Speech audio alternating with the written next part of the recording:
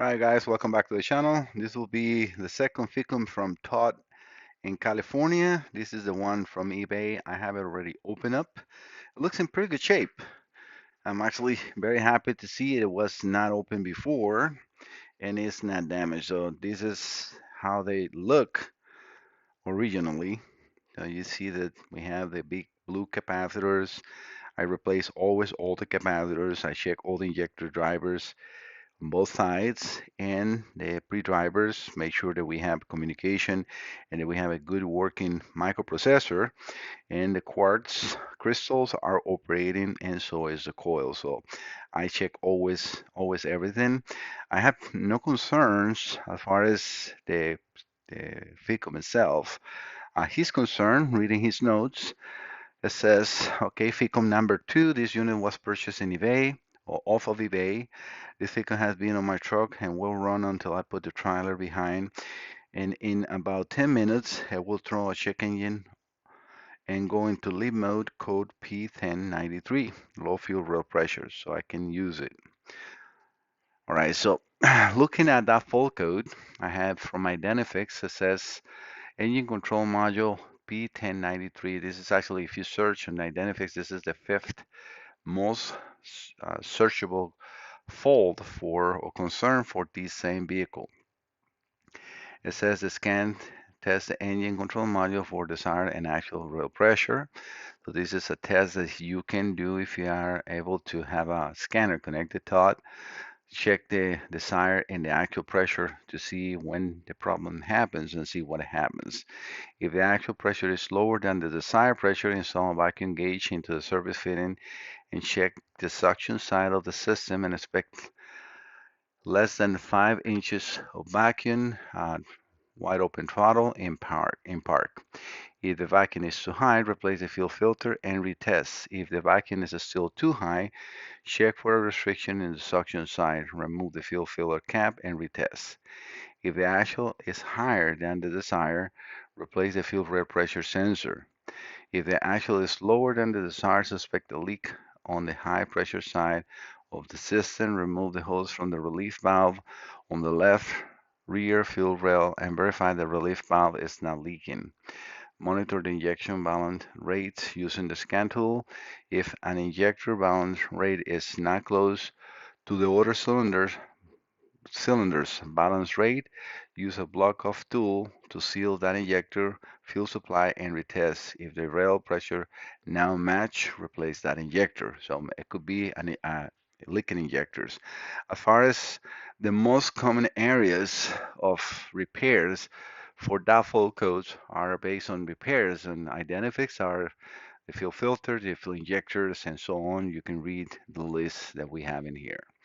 I also spoke to Todd, and I tell him that yes, if we have leak capacitors, that could create a problem on an injector, and that could happen on a beacon that even though it's not burned, we might have leaking capacitors. And I'm going to check all the normal tests that I do with the Kirk tracer and so on this one. He approved the repair on this one, even though it's good. Those are already aged capacitors, and that is the main problem on these ones, that will leak and explode and create holes through the board. If you have not seen that, let me show you one of my folders on one of the last visits. So let me just see by date. Give me 1 second. I'm looking at the latest one in here. I think it was Jim. Was Jim? Maybe not. I keep going into Jim.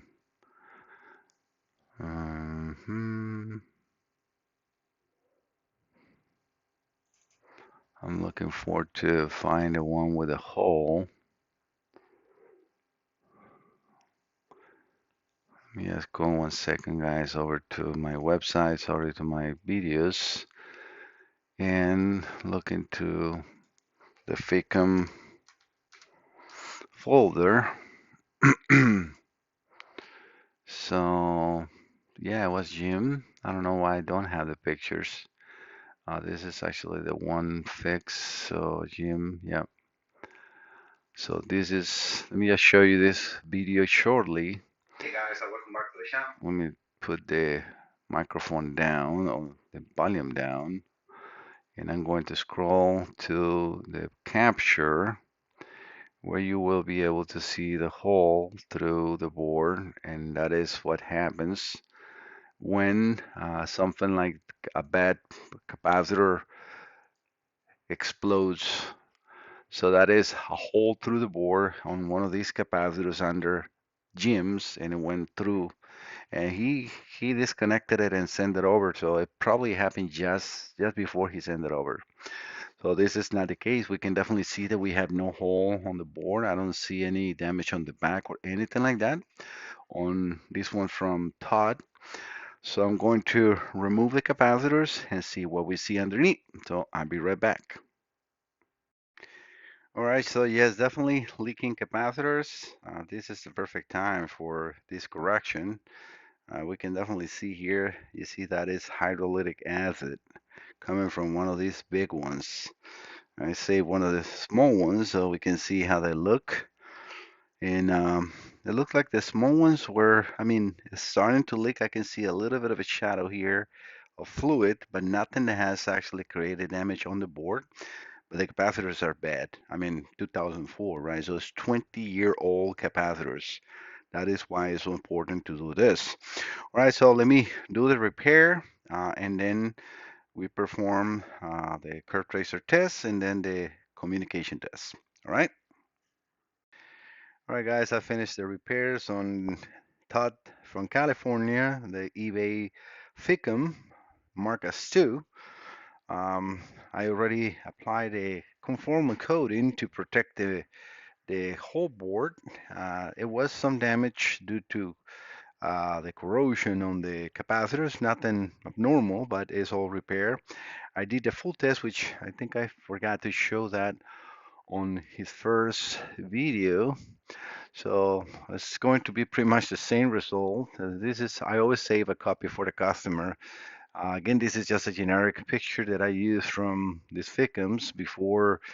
I used that same picture of all because the software that I use on the curve tracer uses that same as kind of like as the pattern. So all the X and marks are for all these test points exactly to that picture. But that's the reason why is obviously these different capacitors, right? So this is just a picture I use. But yes, you can see all the results. Everything is nice and green on the pre-driver and all the drivers. Everything is good. So everything passed on that one, which is the first one. And on the second one, I had the image as well, where it passes to as well. So all is good. So Todd, both of your FICMs are good to go. So the final test that I usually do is the communication. So again, I just use on this. It's pretty simple to do the bench test. All I need is on the connector itself. So it's two connectors, but you can see from 1 to I think it's 122. So they're marked, the pins are marked inside, so there's no way to miss it. I use on connector C1 pin 2 a ground, and connector C2 pin 114 another ground. Then the powers are in connector C. Let me see what this one is because it doesn't say. It's got to be C1. I don't see the C in there. But I know it's C1 because pin 5 is in the same as in pin 2. So that's C1 pin 5 and then C2 pin 119. So these are the two powers. For the CAN bus, let's say, right, it's actually a J1939 serial bus for the FICM. On connector C2, pin 90 is the bus negative and pin 91 is the bus positive. So I have right now the oscilloscope connected, all powers and grounds, and all I need to do is power this up.